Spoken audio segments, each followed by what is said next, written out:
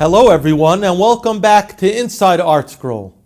Today we are privileged to be joined by the Boston Rebbe, Rebbe Naftali Horowitz of Boston, primarily to speak about the brand new book about his father, Rav Levi Yitzchak Horowitz, and the book is called The Rebbe on Beacon Street. Much thanks to the Rebbe for coming down to ArtScroll for this discussion. And before we start, I just want to ask the Rebbe's Rishus, just so that people don't get confused between the Heintiger Rebbe and the Friediger Rebbe, if I could refer to the Rebbe in the first person as opposed to the third person, if that's okay. No problem whatsoever. So before we start, I know the Rebbe had mentioned to me.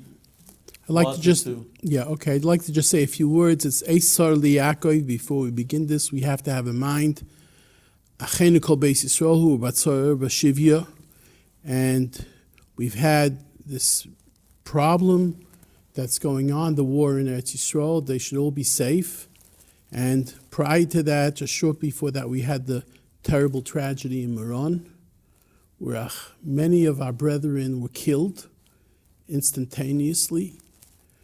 And we see that during that period, who were killed were all different segments of Klal Yisrael, be it Hasidish, Yeshivish, Sephardish, the entire spectrum.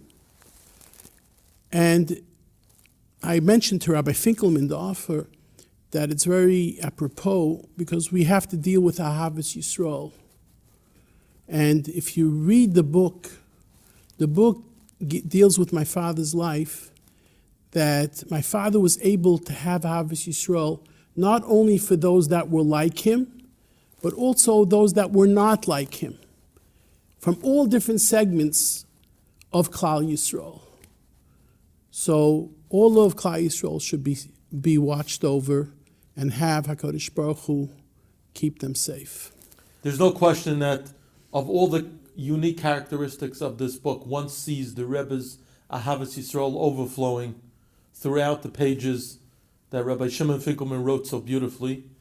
And I wondered, reading the book myself, how was it growing up in a house, the son of a Rebbe, but specifically the son of a Rebbe and Rebbetzin whose doors were always open? And the book describes how the house was an open house. Well, in truth, I didn't know anything differently. So that's how I grew up, so this is how I felt comfortable. But truth be told, that at the end of the day, there was compensation that had to be done. For example, Leil Seder. My father had a Seder for a large crowd, 50 to 100 people. And usually a Seder is for a family, for the children, the grandchildren. Over here, I grew up knowing that the Seder is for the adults. And every adult was looked on, and it was what you would call not a children's Seder where you geared to the children, but it was geared to adults. So me as a young child, you would say, lost out, but not really, because my father knew how to compensate. For example, my father had the tradition, I don't know if it came from before him, to give every young boy a Seder plate. So I was so excited that not only my father had a Seder plate, but I also had a Seder plate.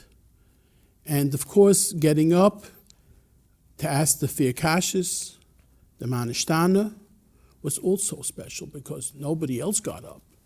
So everybody understood that we were the children of the Rebbe. My sisters were the daughters, and my brothers were the sons. And it was not a simple thing because it wasn't like in a normal Rebbeisha family, you just sit back and you do it, but you have jobs to do and take care of things. But we were proud to be part of the family and the Rebbe and the Rebbetzin. Now, before I get into the Rebbe's history, which is interesting, what possessed you to engage Rabbi Finkelman to write this book now? Okay, the Rebbe's gone over 11 years. And it's a new generation. And I didn't want to have a situation, Vayokem Melech Chodesh Asher Lo Yodas Yosef. Even grandchildren and great-grandchildren would not know who their great-grandfather or great-grandfather were all about, or great-great-grandfather were all about. And Kal V'chomer ben Bnei Shel Kal V'chomer for sure. Those that weren't part of the family, but were close to him, grandchildren, they know that their father is an Erlich Yid, or their mother is a wonderful Jewish lady. I wanted that people should remember, and I felt it was time that people should understand what happened during his years and how it happened. Now, there were books written over the years, even B'chayav of your father, about him, about his accomplishments. What makes this book different than perhaps some of the other writings that have been done about your father over the years? I asked Rabbi Finkelman to do it, Reb Shimon, on account of his way, his unique way of looking at things, and he gives what you call a personal view of the Rebbe Zatzal as far as the people that were impacted. And each person is interviewed, or he takes from articles where they were interviewed. So this is a personal perspective from many different people who he touched. Right, he interviewed dozens, maybe even hundreds of people in putting together this book. Correct. So that was a different perspective, where the others were just saying over my father remembers, or what other people were told him, but not from a source. Now, it's interesting, the book describes your father's history growing up, and one of the things that we find in the book is that he was the first graduate of Yeshivat Harvadas to become a Rebbe. He's described as the first American-born Rebbe. I read in the book that your father learned by Reb Shlomo Hyman in Tarvadas. If you could talk for a moment about your father's upbringing and who were the influences in his life. Well, the major influence in my father's life was his father and his mother. Don't forget that he was born in Boston, right by the Charles River, if anybody knows what Boston is all about, on the River Charles as we call it. And he grew up in an age when there was practically no Yiddishkeit there. And there was a section of immigrants, and my father didn't go to public school. My grandfather refused to send him to that type of education.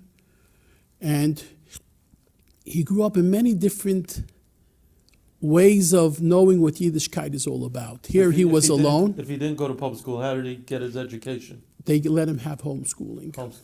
Homeschool. He had somebody who was his arithmetic teacher, I think it's in the book as well, who taught him the major skills that you need to have here in the United States. And then at the age of 13, my grandfather always strived to return to Eretz Yisrael, where he was from. He went to a completely different world. Torah V'Yira, which was of Ran Katzel Negenbeugen, who technically was from the Nekanoim of Yerushalayim. My grandfather lived in a chutzner at a young age, where he was together with Reb Yosef Chaim Sonnenfeld and the Reb Dovel Tzvi Shlomo Leleva. It was what you could call from the greatest tzaddikim. So he was going from a place where there's nothing to a place where you had the highest types of Kedusha in our times. And later on, when they returned to America because they couldn't stay in Eretz Yisrael for whatever reasons, my grandfather moved to New York, and he learned by Reb Shlomo Hyman, who was a Talmid of Rebbe Chanan Wasserman, who was a Rosh Yeshiva by Rebbe Chanan. He was in Kamenitz by Rebbe Ochber. So he had all different segments of understanding how you do Avodas Hashem. And that gave him the capability to understand you have to strive in whatever situation you are, in with whoever you are in contact with, to make them closer to Yiddishkeit.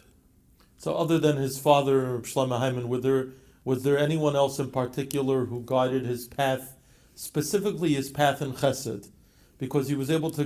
Reb Shlomo Hyman was his Rebbe. Reb Shlomo was a big tzaddik, and he used to have some vretlich from Reb Shlomo Hyman. For example, Reb Shlomo Hyman used to say, der Shlishi, it nishmachin kan größere Rosh Yeshiva, the kein kleiner Rosh Yeshiva. It's not the end of the world not to get shlishi, which my father always practiced. And he used to say, now Shavuos night is coming. Everybody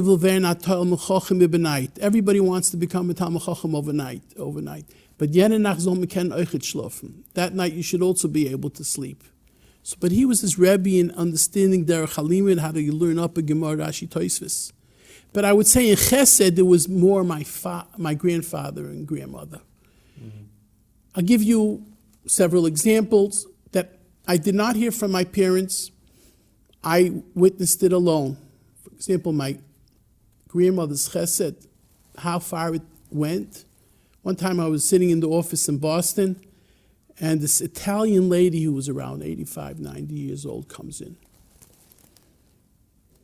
And she asks me, am I related to the Rabbi Horowitz from the West End, which was where his section was, where he lived? And I said, I'm a grandson. My father lived there. She said, yeah, your father was my age. You look much younger. But I want to tell you something. We used to live across the street from the synagogue. And it was during the Great Depression. And we didn't know what we were going to eat for the next meal. And your grandmother was kind enough, where in those days they weren't able to candle the eggs. Whenever there was a blood spot in the egg, she sent it over to us. And I want to thank you for it, from the bottom of my heart. So this was not a chesed for a yid, but thinking of what you can do for someone who's a guy who's taking care of it. In the same vein, my grandfather living in Boston was a big kanoi at the end of the day. I was Bacher in Ponevezh in the early 70s, and I had a friend, Shlomi Yosef Ovitz, who is a Vision Chassid, and he used to go visit the Moshe Zakenim in Vishnitz. And he came to me and told me, there's somebody who wants to meet you. And I went to this elderly gentleman, and he tells me, you're the Boston Rebbe's son? I said, yeah. He said, so you're the grandson of Reb Pinchas David, my grandfather? I said, yes. He says, yeah, I want to tell you. In the late 20s, early 30s, I was a Mishulach from Galicia to America, and I went to every single broken bed throughout the United States, and I came to Boston. And I went for a Shabbos to a suburb of Boston. And in that suburb, there was this Sheiner Rov, who was elderly, had Balabatim, Shabbos, they had a Chumash shir, or Archaim, they had a shir Gemara Rashi. And after Shabbos, they were impressed that I sat with them, and they said they're looking for a new rabbi. The rabbi's ready to retire. Maybe I can become the rabbi. They'll make sure to bring over my wife and my children, and I'll be able to have a position. And it sounded very, very enticing. I said, I can't do anything before I ask a Rebbe. I like the idea. And that Motzei Shabbos, I went to your grandfather. And after Malava Malka, I went up to his office where he used to take people. I told him I have good news. I was offered this position. And he got up out of his chair and said, Chas v'sholom. And I was taken aback. I said, what's the problem? And he told me that at the end of the day, look at this rabbi, a Talmid Chacham, an Erlich Yid, but his children are completely unobservant. And his grandchildren already got married out of the religion. I don't want that to happen to you. And I started crying. And I asked him, what am I supposed to do? I can't do this anymore. I'm not born to be someone going from house to house, from broken bread to broken bed. He said, go to Eretz Yisrael right away. You might have hard times, but you'll live to see children, grandchildren, and great-grandchildren. And I did that. My entire family was wiped out by Hitler in Yamach Shemoy. My entire village was wiped out. Your grandfather saved me. I couldn't give a yashakoyach to him. Let me at least give a yashakoyach to you, his grandson. This is the type of life that they lived in Boston. It was chesed, but it was chesed shalemes. Your father, in addition to his unbelievable chesed, maintained amazing relationships with Gedolei Olam from across the spectrum. Could you talk for a moment about that? He had very unique relationships with many Gedolei Torah at a time when he was out in Boston in a midbar building Yiddishkeit, but he either took inspiration or he took satisfaction from having that unique connection. If you could talk about that and who those Gedolim were. Well, when he started moving after he moved to Boston, which is a medical center, you can call it the medical capital of the United States. New York is the business capital. Washington, D.C. is the government capital.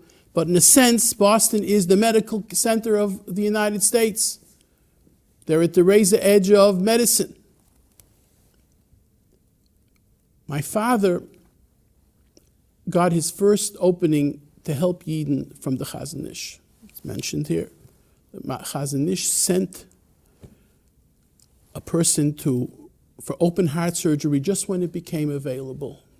I think it was Dr. Harden, and it was maybe the 35th surgery he would be doing. Today, they do open heart surgery on a daily basis, every doctor 3-4 times a day sometimes. And his surgery came out right in the middle of the 9 days. And he came concerned to my father, saying, how am I going to go to surgery in the middle of 9 days, right by Tisha B'Av, Erev Shabbos Chazon? My father said, the same Malach that is going with his doctor a whole year will be going with you. But my father said, don't ask. Send a telegram. In those days, he couldn't pick up a phone and just call, somebody in Bnei Brak to go over to the Chazon Ish. And he received several days later a letter from the telegram saying that the same Malach that went with this goes with this doctor will go with you as well. Almost the same words that your father had told him. Basically the same type of words. So it was the Chazon Ish. Later on, he got a very close relationship with the Panovizh Rov. He used to come to Boston. And in fact, the way I got to Panovizh and my older brothers got to Panovizh was through his relationship. Panovizh Rov said, you're my host here, and we have a close relationship. I want your boys to come to me in Panovizh. And without even getting what you call a bechina, a test, we accept your sons to be in Panovizh, where it was difficult to be in Panovizh, because Panovizh did not accept Anglo-Saxons so much. Even my father had from his youth a close relationship with Rebbe Yishvei because they were classmates by Reb Shlomo Hyman. When I did go for a feher in Yeshiva Philadelphia, Rebbe said, a bechinim is a barkumen. He has to get a test. It's not going to go without a test. So my father had relationships with the Rabbonim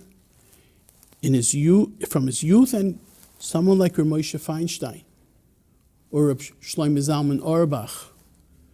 He had relationships because of questions that arose in halacha, and he spoke it over with them, and they were always there to answer him because they knew his reputation of someone to give for Klal Yisrael.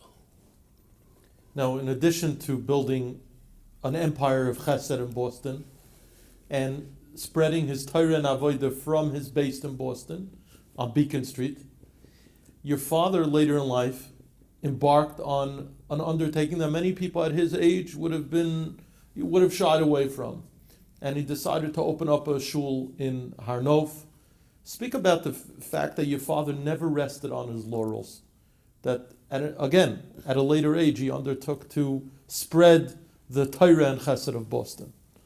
Well, first of all, my father was fond of saying all the time, everybody can retire, but a Rebbe never retires at the end of the day. And he had a dream always from the time that he was a bocha.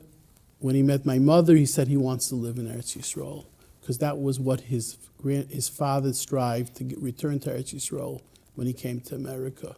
It wasn't done because he decided and planned that he's moving to the United States of America. It was done in fact, under difficult circumstances, if you can read the book.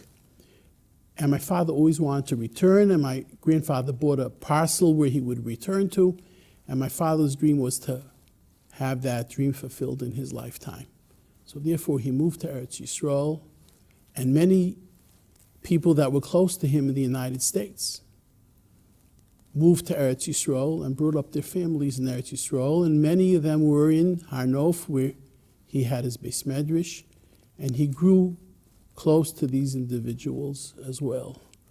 And how was that kehillah different than the kehillah in Boston? In what way? Well, you have to realize one thing, I didn't live in Har Nof so much. My brother, Baruch Hashem, runs it very well. That's Reb Meir. Reb Meir.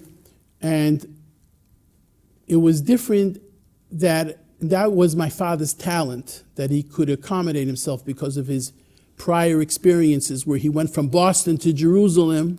In the same way, in his adult years, he took care of Boston. He was able to take care of Jerusalem because it's a different type of circumstance. Every place is different. Just like Lakewood is different than Borough Park to a certain extent, and Borough Park is different than Boston, and Boston's different than Baltimore. In the same vein, he knew how to be able to bring a varmkeit, a ruach, and an understanding of what it means to be a Torah Yid and to be an Oved Hashem. And that was very important to him. And it was different where, I would say, let's say in Boston, you won't find everybody coming to ask every single type of a question to you. They ask questions that are important, let's say for married life, for maybe where to send their children to educate, where in Har Nof, people would come to him on a daily basis for daily questions. And he was able to have the patience and the wisdom to answer them, that they feel that was also a special question. Right, it seems like there were people who were newer to Judaism who were encountering the Rebbe in Boston, maybe more than Har Nof, where maybe fewer Baalei Tshuva and more of a there was more people that were what we call popularly FFBs, and he knew how to handle them because he was in that type of an environment throughout his life as well. Talk for a moment, going back to your youth, growing up. How many children were you and your siblings? We were 5 children. I had 2 older brothers and an older sister, and I had 1 younger sister. Right, so it was Reb Meir? No, my brother Zatzal, Reb Pinchas, and then Reb Meir, and then Rebbetzin Frankel, the wife of the Viela Pola Rebbe, and then myself, and then my sister Rebbetzin Geldseiler, who was Rav Moshe Chaim Geldseiler's wife. Right. Rebbetzin. What was the relationship among the children, 5 children, growing up in that house? Well, you have to realize that it wasn't so simple a relationship, because at the end of the day, when I was growing up and I remembered things already, my 2 older brothers were out of the house because they left the home at the age of 9 because my father wanted to have them a chinuch, a proper, full-fledged New York type of chinuch, and they were in Torah Das already. Even as youngsters? As youngsters, and I'm good 8 years and 5-6 years their junior. So I would say my father had his older children and he had his younger children. My 2 older brothers and older sister were his older children, and my sister and I were his younger children. And what it was like, of course, Yom Tov we were together, but at the end of the day, we always felt loved by my parents, as busy as they were, but we were always asked to help. There was no such thing as not helping out in their endeavors. What would you say the difference is between raising children when you were brought up decades ago to what the challenges are today? There are different challenges. The challenges decades ago was that every Jewish family out of town, at least, felt that they should be part of the melting pot of the United States of America, and people weren't so interested in having a religious home sometimes, where that you had to strive for. And my parents and many other people in the Boston or out of town area were moise nefesh for that. Nowadays, the problem is even in the what you would call the metro Jewish areas, that there are different type of circumstances that are brought into the home through friends, and there might be even a bigger nisayon, a bigger test for us, because at the end of the day, your best friend's child might be not a good influence on your child, and for whatever the reasons are, be it the internet or other types of items that they can get a hold of or go to. And that's the biggest challenge that we have in our times. And what do you think the key is? Maybe something learned from your father that parents, grandparents could use today to instill the proper values in their children and make sure that they stay strictly on the derech HaTorah. You have to keep open eyes, and it has to be chanoich lanar al pi darkoi. Everybody has to educate their child to their potentials. Don't expect, if you have a boy, that he's going to grow up to be the Vilna Gaon. Halavai, he should become the Vilna Gaon. I wish everybody to have that type of nachas. But if he doesn't have that potential, don't discourage him to say you're not, which might be problematic. Your child is not worth it. In the same vein, when it comes to a girl, you should all be the biggest sadekisn.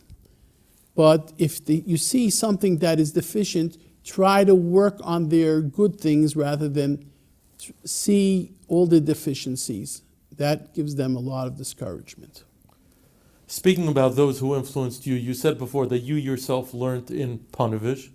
I learned in Panovich. Where else did you learn? Okay, I first went at the age of 9 to Torah V'das. Okay. I was called the baby of the dormitory. I was there with my older brother Rebbe, because they wouldn't accept me if I didn't have an older sibling.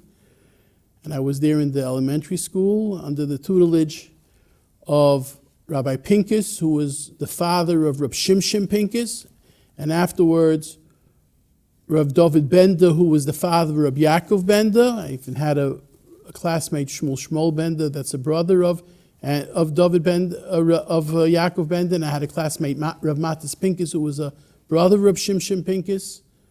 And after that, from Mesivta High School, I went to Yeshiva Philadelphia.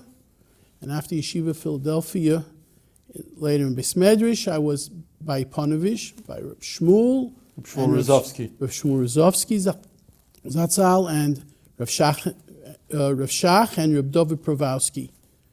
And you can learn things from them. Let's say, just little items. Reb Shmuel Kamenetsky soll sein gesund und stark. I learned something from him, nothing more. His punctuality. He was always punctual. Mm-hmm. Very important. If Shachris is 7:30, be there at 7:30. From Rav Shach and Reb David, who do you think were the first people coming to the Beis Medrash in the morning? Reb David used to come in around 4:30 in the morning to start learning. Rav Shach was there maybe a half hour later. Wow. As busy as they were Rosh Yeshivas. Reb David was taking care of the yeshiva. Rav Shach had the problems of Klal Yisrael on them. But they always made it a point to have their private time to sit and learn. Reb Shmuel Rozovsky, I can remember, he was probably the most popular shir you had in Eretz Yisrael. The Chazon Ish called him the Rosh Yeshiva of Unser Dor. And his shir was phenomenal. It was like a symphony. Anyone who heard him give a shir. Remember, once after a shir, the boys crowded around him, and they were going to stop mincha. And he stopped us abruptly and said, "Midaf gein daven, we have to go daven. Because if you daven in the middle of learning, and you learn in the middle of davening, it's not davening and it's not learning." That's what he said. So I understood that there's a time and place for everything. So these little things, over the years, you learn from Gedolei Yisrael. Upon your father's ptira, how was it coordinated? How you and your brothers would continue the derech of your father? I know that you ultimately remained in Boston. Reb Meir went to... He didn't go to Yerushalayim. He lived in Yerushalayim. He lived in Yerushalayim, but he continued. Yeah, the my brother there, Reb Pinchas lived in New York, in Borough Park. Right. My father was a very smart man. He was an Ahavas Yisrael, but he was very smart and very practical. So he made his decision and he wrote to us specifically. Because where we were, that's where we would take over. Mm-hmm. I was in Boston, I took over in Boston. My brother was in Yerushalayim, in Eretz Yisrael, he took over there. My other brother was in New York, he took over there. That was his understanding. He wasn't interested in having one person go to the other place and the other place because he knew it wouldn't be, because the people in Boston were comfortable with me, the people in Yerushalayim were comfortable with my brother, and the people in New York were comfortable with him.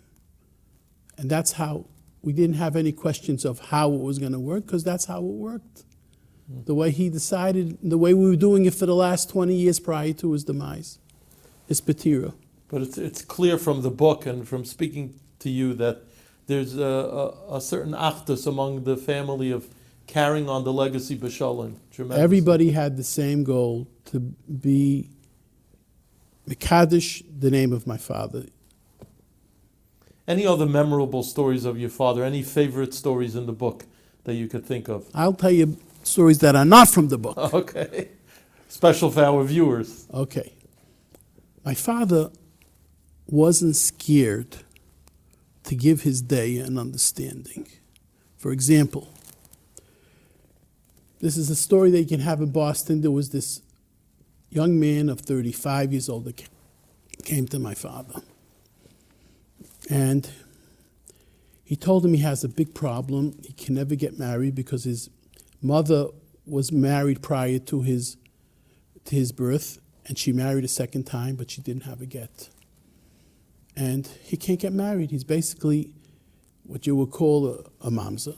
It's a problem. My father heard it and wanted to know the circumstances, and he got all the circumstances. And he told him, I'm going to work on it. And he started calling Rabbonim in that area. I think it was Chelsea. It's a suburb of Boston. And he started asking him questions, and everything he said it was true. And he went to Rebbe Yashiv to ask him how to do it. Is there anything that it could be done? And he was oisiking it very, very much. So one of the Rabbanim came over to me and said to me, tell your father, the Rebbe, that our moms is our moms. What do you want? What can we do? There's nothing we can do. So I went to my father and said, it's a black and white case. What are we going to do? He told me, it might be a black and white case. But at the end of the day, this person, no fault of his own, is considered a mamzer, and he wants to get married. He wants to have a normal life, and he wants to be a yid and have children. I'm not saying it's going to happen, but when he goes to sleep at night, he puts his head on the pillow. He can at least know that the Boston Rebbe is looking out for him, and someone's going to try to take care of him. And that's how it was. I don't think it had a good ending, but my father tried and tried and tried again to see if there's something that could be done. It's one instance. The other instance was there was this young lady who was divorced. She married someone in New York who was also divorced. And it didn't work out. And the young lady didn't have any parents. I mean, she had parents, but nobody would take care of her. She was a Baal Tshuva. And the other in the family of the chassan, the bridegroom, was a well-to-do family, and they were procrastinating about a get for no good reason. It wasn't like a question of monetary or anything. And she cried to my father that, I'm in limbo. Anyway, the Bezdin was schlepping their feet. So my father called up the Rav of the chassan and said, look, there's no reason there shouldn't be a get here. He doesn't want to live with her. She doesn't want to live with him. Just give a get. End the story. Give a divorce document. And he said, what can I do? They're Reicha Balabatim. So he said, look, I'm coming to New York for Shabbos. If there's not a get scheduled by next week, I'm coming to your shul to daven, and I'm going to go on the bima and give a clap on the bima that no one can have anything to do with this family because they're not willing to give a get, the Misarv to give a get. This young lady had a get by the next week. So these are situations where my father saw that there was, you have to always go the extra mile. And that was his greatness. And you see that your father never stood on ceremony. No. The story, we were talking prior to our conversation about Rebbe Jacobs when he was a young child, and it talks about how he didn't want to go to the theater to watch a film for a school project, and your father told him not to worry, that your father will work on the school project with him, and sat down with him with an encyclopedia to write about Vice President Calhoun. Just stories like that where you see. I'll give you another story that's in the book about Gush Katif. Gush Katif, we know what happened there. My father was very, very upset that people were being forced out of their homes, Jewish people, like under the Nazis, Yamach Shimon. Forced out of their homes for no good reason but they're being Jewish. There was this article written by a prolific writer that said that really these people in Gush Katif, it's not our zorg, it's not our problem. After all, they're not what you call quote unquote Haredi. My father didn't understand it because at the end of the day they wear kapluch, they do Taras HaMishpacha, family purity. They send the kids to Cheder. Some of the children go into Koilel. They learn Torah. They learn Gemara. They learn Halacha. So they don't look like us. So instead of covering the head, the lady with a tichel, with a shaitel, she covers it with a tichel. And this person said not. So my father wrote a letter to this prominent magazine saying that it's not right. It's against Halacha. A very, very strong letter. And these people didn't know what to do with this letter. What are you going to do with a letter like that? They don't want to have a letter so strong by the Boston Rebbe against their publication. And they're one of their main writers. So at an Aguda convention, one of the Gedolei Torah met with my father. And I wasn't there. My father came back from the Aguda convention and told me that they don't want me to put in this letter, they'll get someone else to do it. So he says, what do you think the reason was that they told me it's not the right thing to put in the letter? So I said to them, I know what he said. He says, you do? He was like astounded. How did you know? I says, I know. He says, okay, I'll give you 3 guesses. Tell me what it is. I said, I'll do it in 1 guess. He says, okay. I said, he said to you, Rebbe, it's not proper for a Rebbe to write a letter to the editor against these type of things. It's not the proper thing to do, not proper etiquette. And he was astounded. He got up and said, how did you know? So I said, I know because I know you, and I know what the person would say to you because he has his mindset. Choshev Godel Yisrael. But at the end of the day, my father didn't care about these things, that it's not the proper thing to do. If this is what had to be done to be Mekadosh Shem Shemayim and to cause a person who has Agmas Nefesh with a whole mishpacha not to be picked up, he's going to do it in any case. Unbelievable. Any final message from you? Any other story or message that you'd like to share with our viewers about your father, or just a general message of chizuk? General message, we living in difficult times, we have to have what my father had, Avos Yisrael. He was able to have his Avos Yisrael in difficult times. It was after the Churban of World War II that he was just married. He lost his father. He got married as a Yosem. My mother got married as a Yosoima. She didn't even know her father was killed in the war.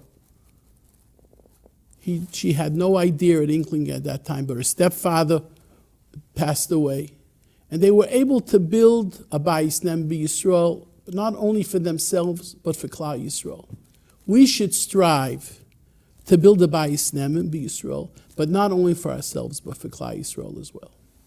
Thank you very much for this visit. Thank you for honoring us with this conversation. Okay, Met Hashem, we should only hear good news from us, and we should all be safe, and we should only have the coming of Mashiach Tzidkeinu Meher V'Yameinu. Amen. Amen. Thank you.